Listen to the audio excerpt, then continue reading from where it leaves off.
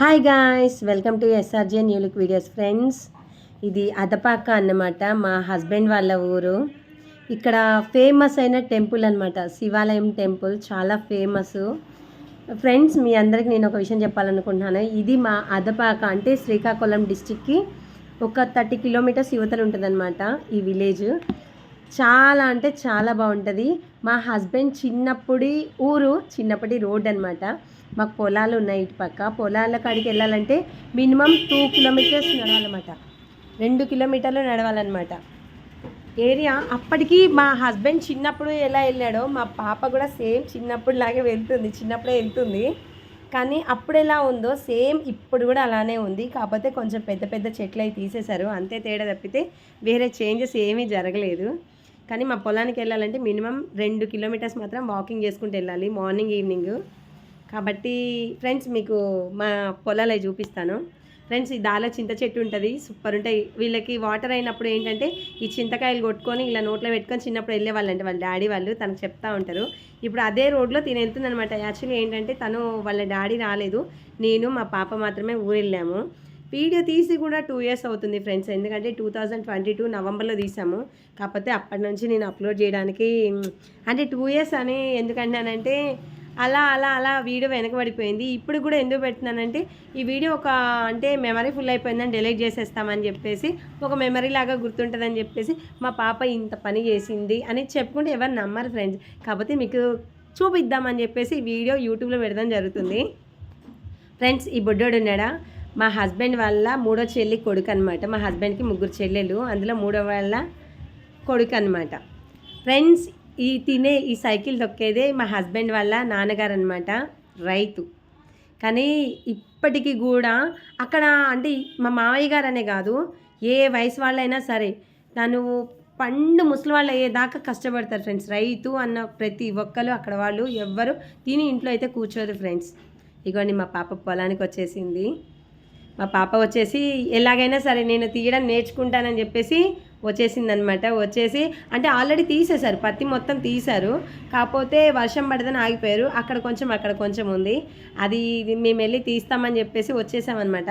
కానీ వచ్చే ముందు అనుకున్నాను ఏం తీస్తుందా ఏంటలా అనుకున్నా, కానీ మా పాప పెద్ద ఎక్స్పర్ట్ లాగా తీసేస్తుంటే నాకే అనిపించింది అని దీనికి ఎలా వచ్చు ఈ పని అని నాకే అనిపించింది. కాకపోతే ఎంతైనా తను రైతు బిడ్డ కదా, తనకి ఆ బ్లడ్లోనే ఉంటుంది అనమాట అని నాకు అనిపించింది ఫ్రెండ్స్. కానీ మా పాప ఇంత పని ఇలా చేస్తుందని కూడా అస్సలు ఎక్స్పెక్ట్ చేయలేదు. బాగా చేసింది. దగ్గర ఆ చంచితో దగ్గర ఒక 4-5 చంచులు అంటే ఒక బస్తా మాత్రం ఫుల్ బస్తా తను ఒక్కతే నింపిందనమాట. మేమంతా కలిపి ఒక బస్తా నింపాము, ఒక చిన్న చంచుకి ఒకటి నింపామన్నమాట. అది కూడా చూపిస్తాను ఫ్రెండ్స్. కానీ అక్కడికి వెళ్ళినాక తెలిసింది ఫ్రెండ్స్, మా పాప కూడా పొలం పనులు చేయగలదంటే తను యాక్చువల్లీ కుకింగ్ చేస్తుంది, డాన్సింగ్ చేస్తుంది, ఇంకొకటి స్పోర్ట్స్లలో అన్నిట్లలో ఉంటుంది. కాకపోతే ఇలాంటి పని వచ్చిద్దా రాదా అని ఒక డౌట్ ఉండేది నాకు. ఈ వీడియో మీకు అంటే ఈ పని చేయడం వల్ల నాకు ఈ డౌట్ కూడా తీరిపోయిందనమాట. మా పాప ఈ పని కూడా చేయగలదని ఒక ఫుల్ క్లారిటీ వచ్చేసింది నాకు మాత్రం. అంటే రైతు పడే కష్టం కూడా తనకి తెలుసు.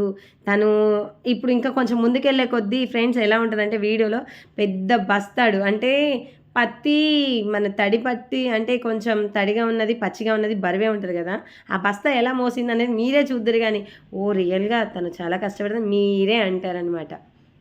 ఓకే ఫ్రెండ్స్, ఈ పొలాలన్నీ వచ్చేసి మాయే అనమాట. అంటే మా హస్బెండ్ వాళ్ళ పెదనాన్నది అంటే మా మామగారిది పెద్ద మామయ్య గారిది అనమాట. ఈ పొలాలు ఇక్కడ ఉన్నాయి. ఇంకో చిన్న మామయ్య కూడా ఉంటారు, 3 మామయ్యలు వాటాలు అనమాట.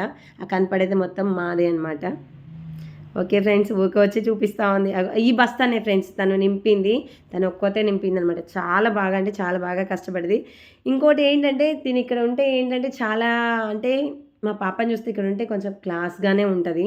కాకపోతే రైతు ఎలా కష్టపడతాడో అలా కష్టపడి రైతు ఎలా ఫుడ్ తింటాడో నాకు తెలీదు ఫ్రెండ్స్. తను అలా కూర్చొని అలా తింటూ ఉంటే నేనే షాక్ అయ్యాను తెలుసా. ఆ వీడియో కూడా కొంచెం ముందుకు వెళ్ళే కొద్దీ ఉంటుంది. తను ఎలా అంటే మీరే చూద్దరు, ఇక నేను చెప్పడం ఎందుకులేండి, కానీ కొంచెం ముందుకెళ్తే ఉంటుంది. కాకపోతే ఈ వీడియో అంటే తను నిజంగా ఈ వీడియోని ఎందుకు చూపిస్తున్నా అంటే ఈ వీడియో చాలా చోట్ల ఇలా తీసిందే ఎక్కువ ఉంటుంది. ఎందుకంటే ఏదో కొద్దిగా తీసేసి ఏదో పెట్టేశారేమో అని మీరు అనుకొని నేను ఈ వీడియో తను పత్తి ఎక్కువగా తీసిన వీడియోనే తీసాను అనమాట. అంటే న్యాచురల్గా తను తీసిన పత్తి పెట్టాను అనమాట. ఇందులో ఇంకోటి ఏంటంటే నేను కూడా వెళ్ళాను. కాకపోతే ఇప్పుడు ప్రస్తుతం చూసుకోండి నేనైతే ఎక్కువైతే ఏం తీయలేదు, ఎందుకంటే నాకు వీడియో తీసుకోవడానికే సరిపోయిందనమాట. ఫ్రెండ్స్ ఇంకో విషయం చెప్పాలి ఏంటంటే అక్కడ ఉన్న రైతులు మొత్తము ఎంత హెల్దీగా ఎంత ఆరోగ్యంగా ఉంటారంటే మామూలుగా చెప్పలేను ఫ్రెండ్స్. ఎందుకంటే వాళ్ళ ప్రతి ఒక్క ఇంట్లో ఖచ్చితంగా ఒక ఆవు ఉంటుంది, ఆవు దూడ ఖచ్చితంగా ఉంటుంది. వాళ్ళు పాలు అవి ఏం బయట కొనుక్కోరు ఫ్రెండ్స్. ఇందాక చెప్పాను కదా, ఇగో చూడండి అక్కడ ఏంటంటే ఇక్కడ కూర్చొని రొట్టెలు తినేస్తుంది, అచ్చం రైతులాగే తినేస్తుంది ఇక ఫ్రెండ్స్. రైతులంతా ఇలానే తింటారు ఫ్రెండ్స్, బురదలలో వాటిలలో కూర్చొని ఇలానే తింటారు తెలుసా. నా కూతురు కూడా ఇలా తింటుంటే అంటే తను పత్తి మీద కూర్చొని తను అలా తింటుందనమాట. నాకైతే నిజంగా ఒక రైతుని చూసినట్టే అనిపించింది ఫ్రెండ్స్. నాకు మాత్రం మీకు ఎలా అనిపించిందో కామెంట్ మాత్రం ఖచ్చితంగా చేయండి ఫ్రెండ్స్. ఇంకొకటి పెద్ద బస్తా మోసిందన్నాను కదా, ఇగో ఇదే ఫ్రెండ్స్. ఇక్కడ నుంచి అంటే మధ్యలో చిన్న కాలువలాగా ఉంటుంది, ఆ కాలువలోంచి దాటేసి అవతలకి వెళ్ళాలన్నమాట. ఇది ఇక్కడ ఇట్లా కనపడుతుంది కదా, ఇక్కడ నుంచి చాలా లాంగ్ నడవాలన్నమాట. ఎంత అంటే దగ్గర మన కొంచెం దూరం ఉంటుంది, ఒక 1/2 కిలోమీటర్ అంత దూరం నడవాలి రోడ్కి వెళ్ళాలంటే.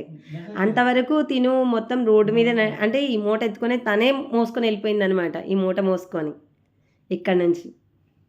ఫ్రెండ్స్ వాళ్ళందరూ అంత హెల్దీగా ఆరోగ్యంగా ఉండడానికి ఏంటంటే వాళ్ళు ఖచ్చితంగా ఇంటికి ఒక ఆవు అయితే ఖచ్చితంగా ఉంటుంది, ఆవు దూడ ఉంటుంది.